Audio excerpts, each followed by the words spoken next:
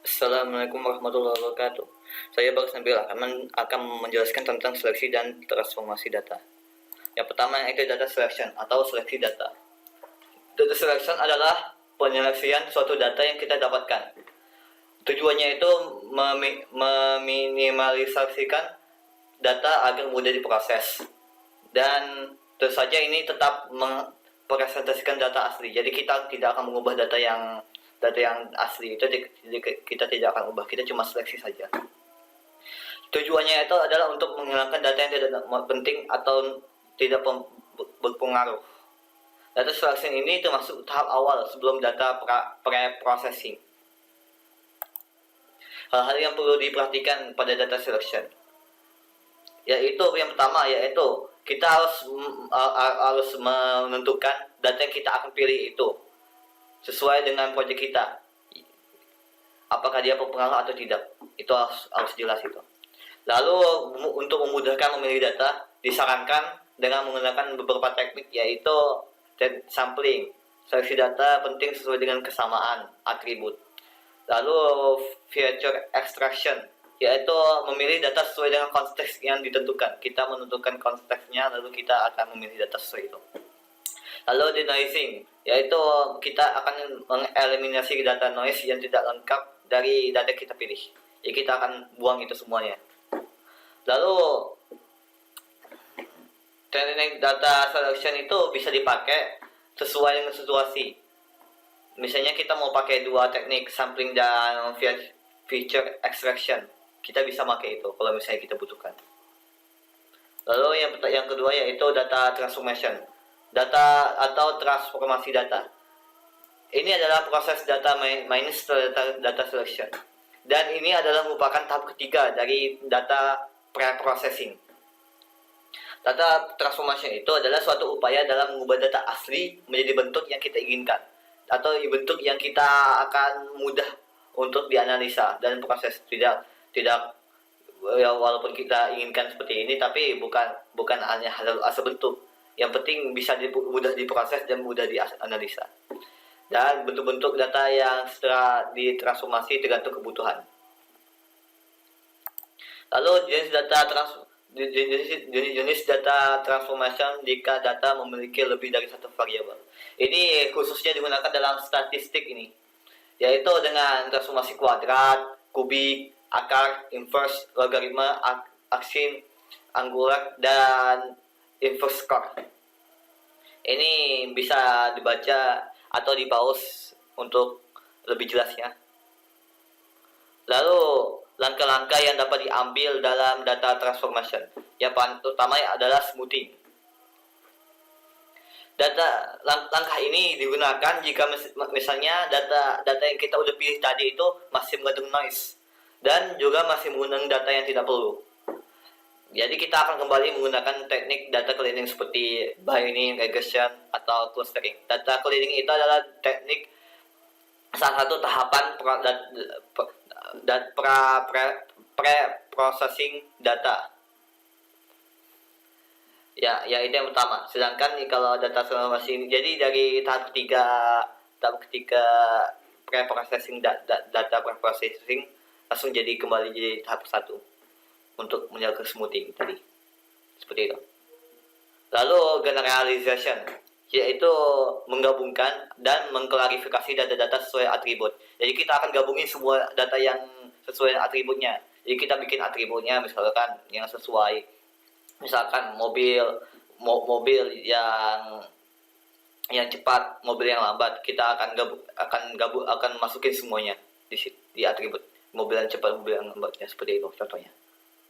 Lalu kalau misalnya kesamaan tidak jelas, misalnya dengan angka-angka atau apa gitu, maka kita akan menggunakan teknik diskratisasi, yaitu operasi matematika dalam menentukan batas dan atribut yang ditentukan dalam interval. Misalnya kita menentukan batasnya 1 sampai 10. Dan data yang kita pilih, yang kita dapatkan tadi ada 99, ada 1, ada 8. Maka kita akan digunakan teknik ini. Ini digunakan khususnya dalam teknik statistika ya. Lalu normalization. proses membuat beberapa variabel yang memiliki rentang nilai yang sama. Jadi jadi misalnya kita mau, misalnya ada nilai-nilai yang 99, yang 9, 8, 10 tadi, kita akan menentukan rentang nilainya 1 sampai 10 seperti yang tadi. Maka akan seperti ini. Lalu normalization ini digunakan untuk memudahkan analisis statik menjadi lebih mudah. Dan beberapa proses normalisasi seperti simple feature scaling, min-max, z-score ini bisa dipilih ini, bukan harus semuanya, tapi kita memilih antara simple feature scaling, min-max, dan z-score. Dan normalization ini umumnya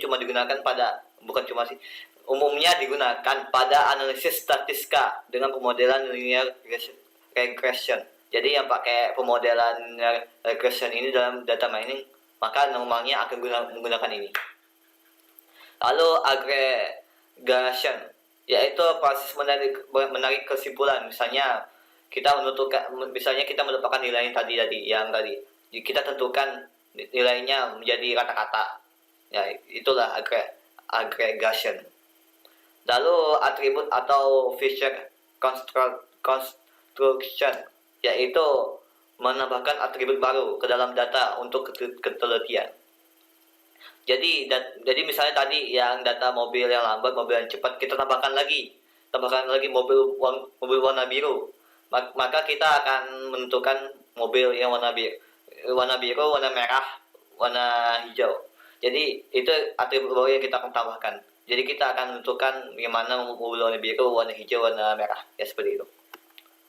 Jadi ini adalah contoh sesuai proyek saya. Yaitu yang pertama contoh data selection. Saya akan mengklarifikasikan data yang saya inginkan seperti ini. Yang pertama, daftar mahasiswa penerima KIP umrah yang masih berlaku hingga sekarang. Lalu mahasiswa penerima KIP yang bukan mahasiswa baru dan cuma dari angkatan 2019 sampai 2021. Dan saja NIM-nya akan dari 19, 20, dan 21.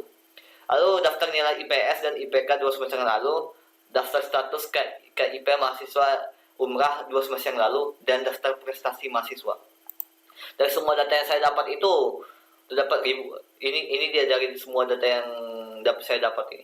Ini ada beberapa halaman, dan satu halaman itu bisa mencakup ratusan bahkan ribuan baris. Jadi susah untuk diatur. Jadi caranya itu adalah saya menggunakan salah satu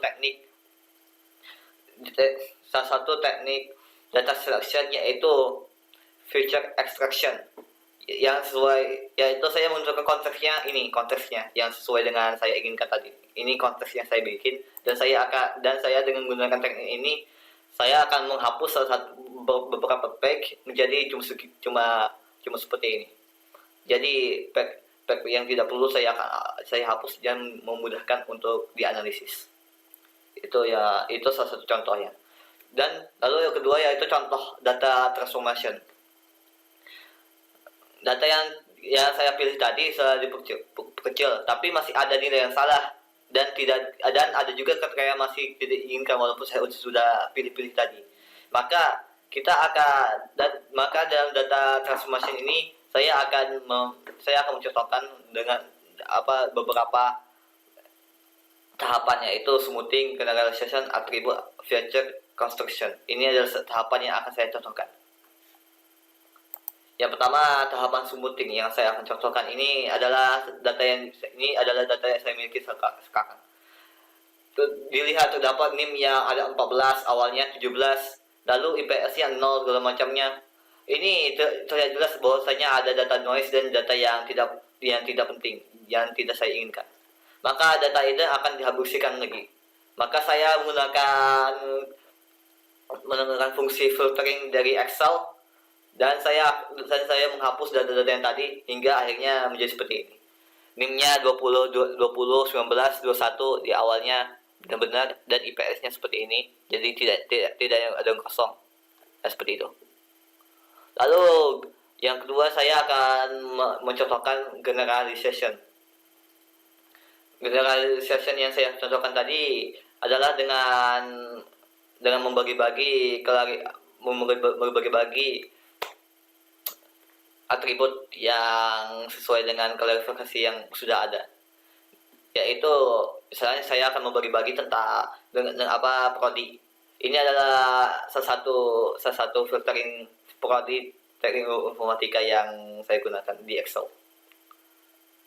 Lalu yang contoh ketiga yaitu contoh atribut dan feature construction. Saya menambahkan klarifikasi baru yaitu daftar IPK dan mahasiswa yang menerima KIP dan yang tidak menerima KIP. Jadi ada dua klasifikasi. Jadi bagaimana caranya saya menambahkannya di Excel? Ini adalah cara saya menambahkan di Excel. Yaitu yang pertama, saya membuat kolom I dan memasukkan NIM nama data mahasiswa penerima KIP. Lalu saya akan mengklarifikasi atau menentukan bahwasanya kolom C itu adalah NIM keseluruhan data mahasiswa.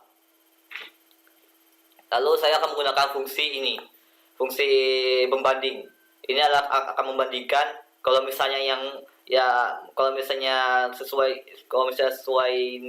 NIM-nya, NIM seluruh manusia itu sesuai dengan NIM yang menerima KIP, maka dia akan menjadikan penerima. Sedangkan kalau bukan, maka ya bukan. Maka saya mudah dalam menentukan yang mana penerima, yang mana bukan dengan fungsi ini. Dan saya akan memfilter datanya dan saya akan ambil untuk dipisah lagi menjadi lembaran yang baru. Nah, ini contoh hasil prosesnya ini. Ini adalah penerima semua. Dan ini adalah salah satu contohnya, yaitu ini nama segala macamnya, ini nomornya ya seperti ini. Lalu ini nomor penerima, ini contoh yang penerimanya. Jadi data-data yang saya dapatkan ini saya akan ambil untuk dijadikan lembaran baru sebagai klasifikasi baru atau atribut yang baru untuk menelitikan proyek saya ini. Ya, itu saja dari saya, kurang lebih mohon maaf. Assalamualaikum warahmatullahi wabarakatuh.